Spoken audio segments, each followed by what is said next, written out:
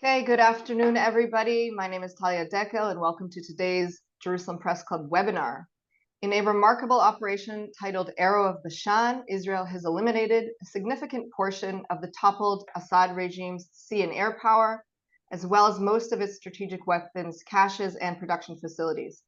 This is an effort to stymie their transfer and use by fundamentalists against Israel or around the globe.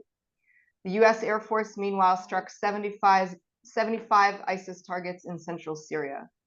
Our guest today is Brigadier General in Reserves Nitzan Nuriel, former head of the Counterterrorism Bureau at the Prime Minister's office. General Nuriel has led a long career in the IDF, where he served in both combat and strategic positions, beginning in the Golani Brigade, where he reached the position of Deputy Division Commander, and later commander of a territorial brigade in the West Bank, deputy commander of the Gaza Strip Division, and J3 of Northern Command. Later on, he served as military attaché in Washington, D.C., and was Israel's envoy to the European Security and Innovation Forum. Today, he manages a nonprofit dedicated to the well-being of Golani veterans and in memory of fallen soldiers. In full disclosure, General Nuriel was my commander at the IDF Liaison and Foreign Relations Division during my service. So it's great to see you here today, General Nuriel.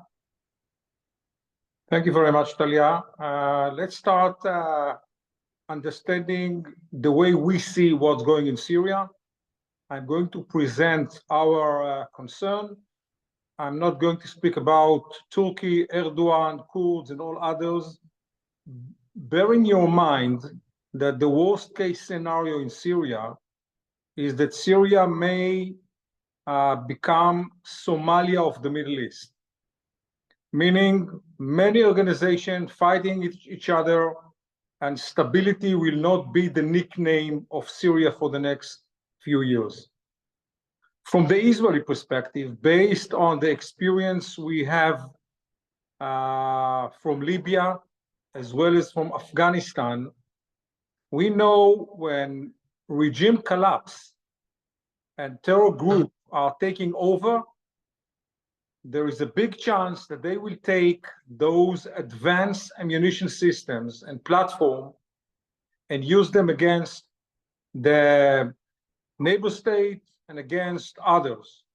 So as a preemptive step, we decided to destroy everything those unexpected rivals can use in the next future. It is not a revenge. It is not something in order to practice the Israeli Air Force capabilities or even to launch deterrence in the Middle East. This is a pure preemptive attack to make sure that those unexpected rivals will not be able to use aircraft, artillery, chemical weapons, and so far and so on. Obviously, it's very important for us. At the same time, we are adding more troops into the Golan borderline, capture a few points along the borderline in the buffer zone. Officially, you have to understand that the Israeli-Syria ceasefire from 1974 was between the state of Israel and the state of Syria. The state of Syria is not longer exists. They even changed their flag. So we had to say that that ceasefire agreement is not longer relevant. What does it mean regarding Andof, the UN forces? Too soon to say. It's also part of the UN decisions. But from the Israeli perspective, the buffer zone is not longer relevant. And again, as a preemptive step, we took few positions in this area, including in the Hermon Mountain, in order to make sure that nobody is going to use the potential chaos in Syria in order to attack us. We have some experience dealing with the civil war in Syria. And at that time, the concept was strong defense, supporting from the humanitarian side all the civilians along the borderline, good neighbor operation, and launching messages to all players. Don't try to use the chaos against us. Now we add two more elements as a preemptive attack, destroying all those Syrian platforms and capture a few positions in the buffer zone, so no one will be able to use the border line against us. Beside that, it's too soon to say if Jolani is going to be a partner or an enemy.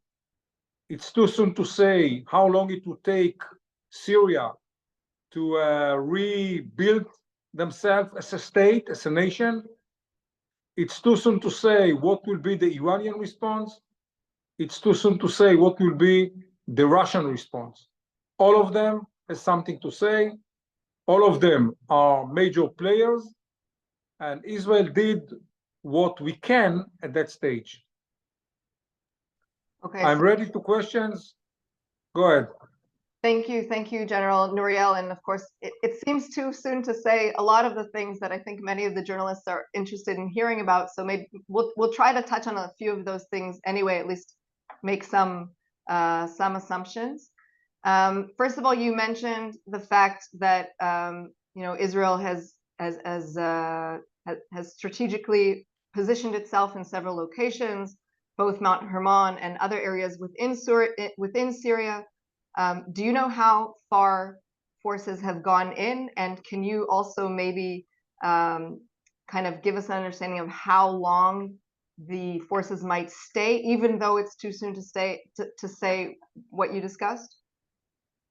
The buffer zone area is different along the borderline. There are places with 4 or 5 kilometers and places with 2 meters. In some places, the forces are 2 kilometers inside the buffer zone. In some places, even less. We don't have any intention to recapture the area which we held during the 73 war. This is not the case. We are not aiming to reach Damascus. We are aiming to take positions in order to make sure that no one uses the closed villages into the borderline as a platform in order to attack us. How long they are going to stay there? I believe that it will take a couple of weeks. We have to remember that the winter is ahead of us, and stay in those places during the winter, it is a challenge. And yet, we need to see what is going on in Syria with the new regime before we can leave those positions. Okay, and this is an area, of course, that you're very familiar with, having been in Washington for years and overseeing strategic cooperation between Israel and its allies on a military level. Do you think that Israel coordinated these attacks with its allies in advance? How deep do you think the cooperation currently is running? And do you foresee other parties, in addition to the US, getting embroiled in this current landscape? From the American perspective, General Kurilla, the CENTCOM commander, visited Syria yesterday. And he visited there in order to observe his area of responsibility and to see what's going on with the American allies, mainly the Kurds. So they have strong interest. They have also many dilemmas because the connection between the United States and Turkey related to NATO. We need to understand Turkey took a step without any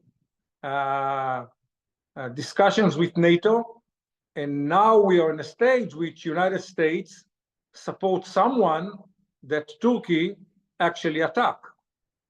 So they have their own problem. I cannot solve it. We didn't coordinate it with the Americans. We let them know, and they fully understand the step we took. They are wishing, like us, that stability will be part of the new regime in Syria.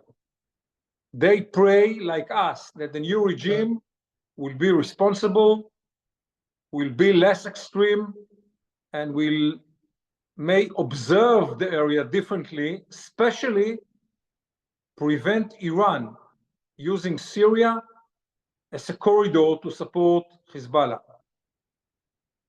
But as I said, it's very much by the hand of Julani, the way he's going to manage, the way he's going to take decisions, and we shall see.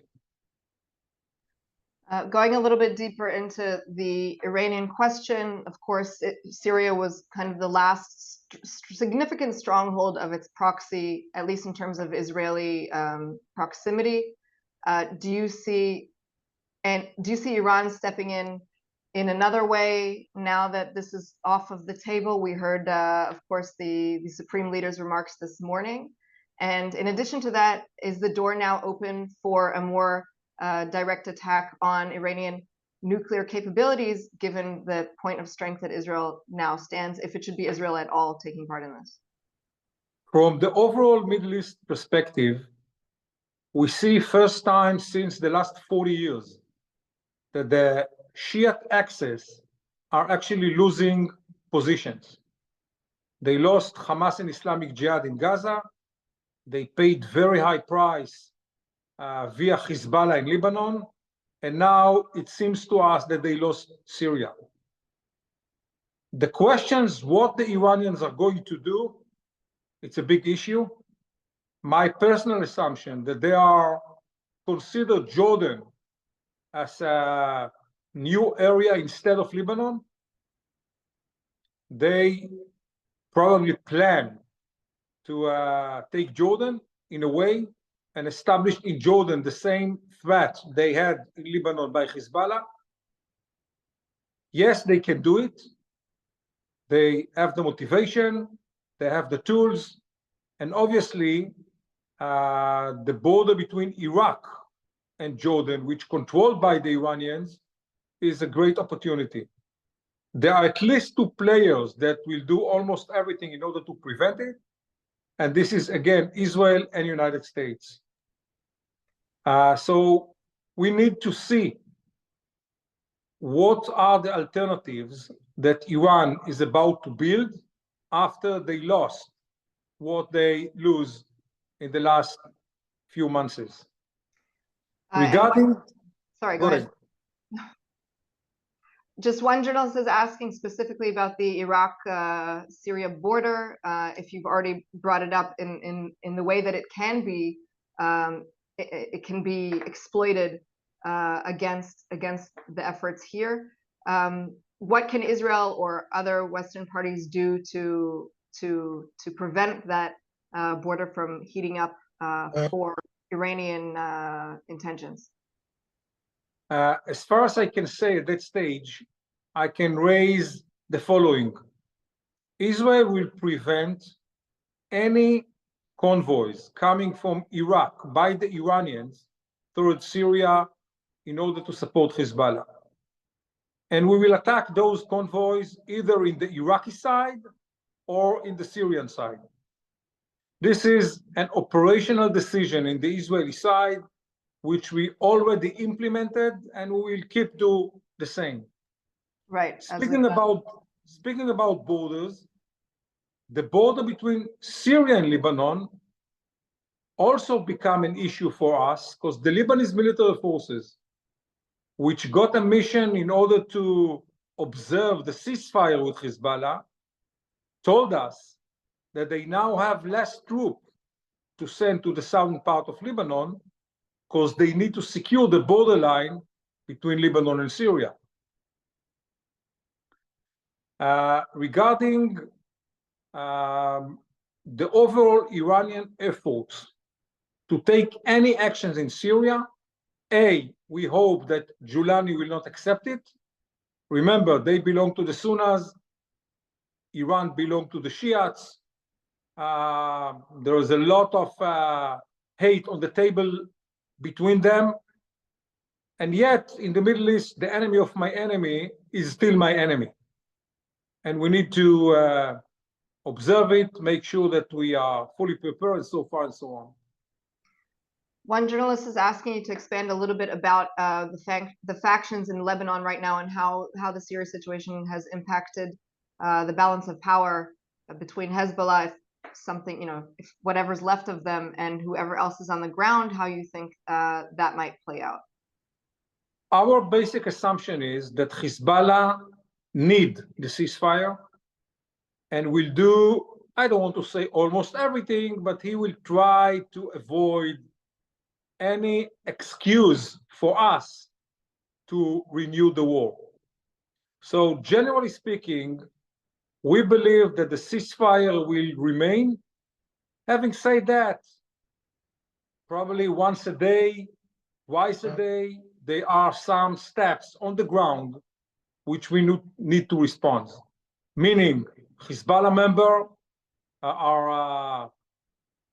exist in the area which they are not allowed. Hezbollah members try to save some equipment. Hezbollah members try to build up some sleeping cells in those villages.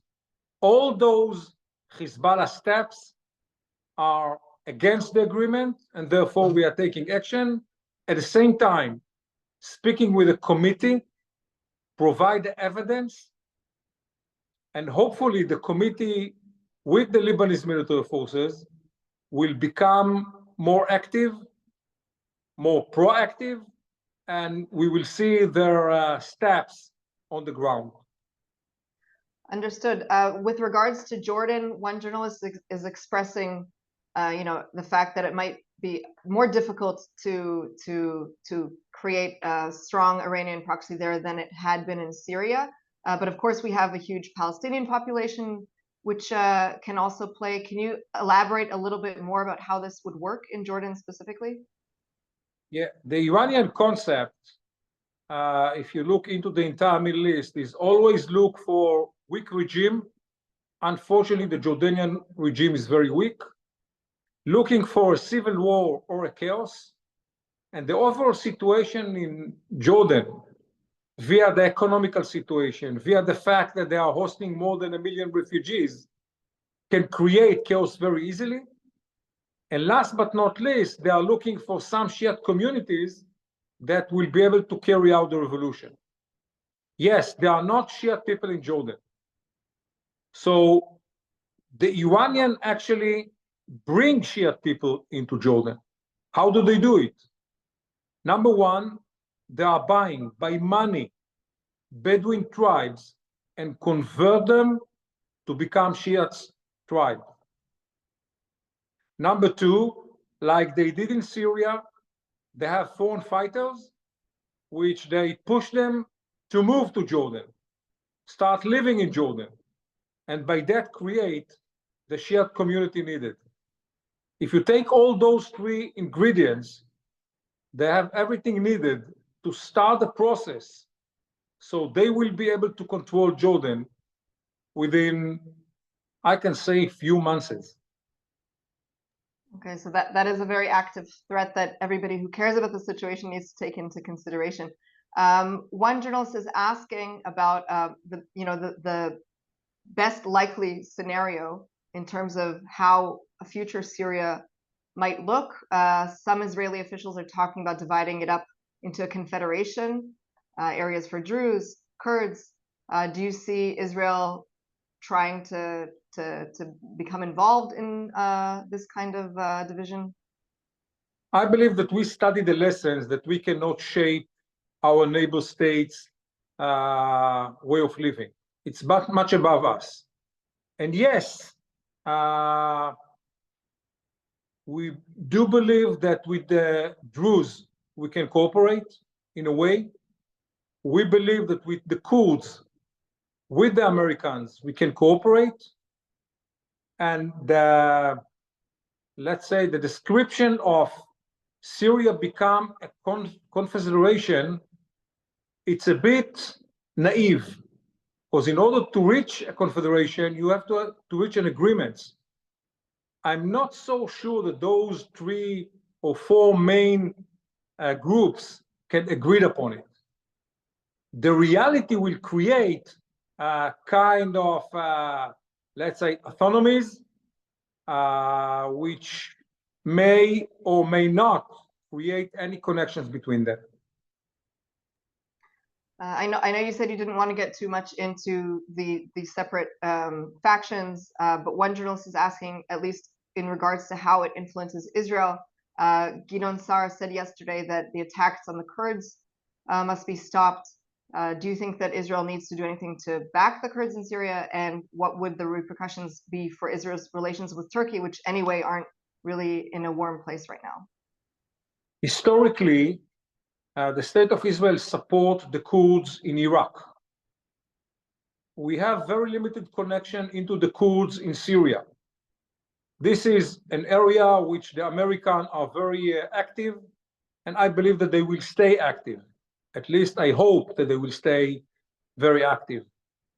Any request coming from the Syrian side, either by the Druze, either by the Kurds, either by the villages along the borderline, will be considered by us, A, from the humanitarian point of view, and B, from raising the question if this is something that can prevent extremists to become stronger, and based on that, maybe attack us. So the Israeli interest sit on humanitarian aid as well as security interests. Well, we are almost out of time, but I'll try to get in the last few questions which have come in. One journalist is asking specifically about the targets themselves that Israel has struck over the past few days. We're talking about a very quick operation with significant hits, perhaps the largest military operation, some are saying. Do you think that target list was ready, and what strategic deliberations could have occurred as it was advanced? In the Israeli Defense Forces, mainly in the intelligence corps, we are grabbing the information and the intelligence regarding Syria since the end of the 73 war, and we never stopped. So everything was very, very well prepared.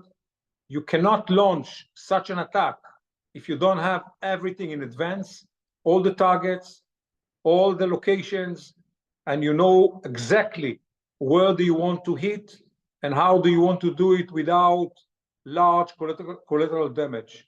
Regarding the targets, think of any tool that rival may use against us or others is a target. From a specific tank up to air defense S-22 batteries, obviously the fleet, obviously aircraft. It's not done yet, but we did something like 80%, which is a lot. And I believe that we will see few more in the next few days. We are approaching the end, but one question, which I'm connecting a few different questions together for time's sake. You mentioned very early on that the goal of this operation was not for Israel's deterrence, but clearly there is a result that when the world views all that the Israeli military has achieved in the last few days, and the fact that Israel continues to fight multiple wars on multiple fronts, that this is in fact quite an achievement.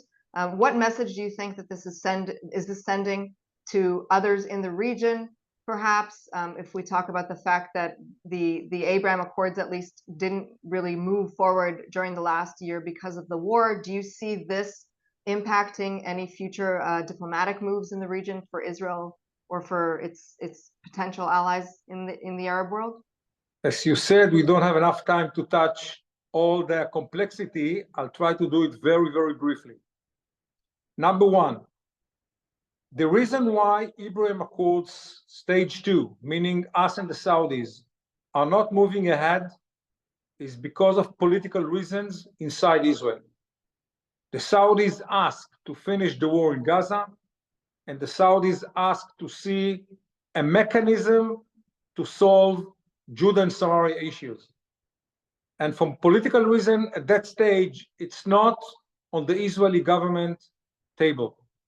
This is number one. Deterrence is something very tricky. When it's not longer relevant, it's too late. Yes, the overall achievements we have since October 7th, I believe, create some deterrence. But we need to understand that deterrence itself, it's not enough. We saw it on October 7th.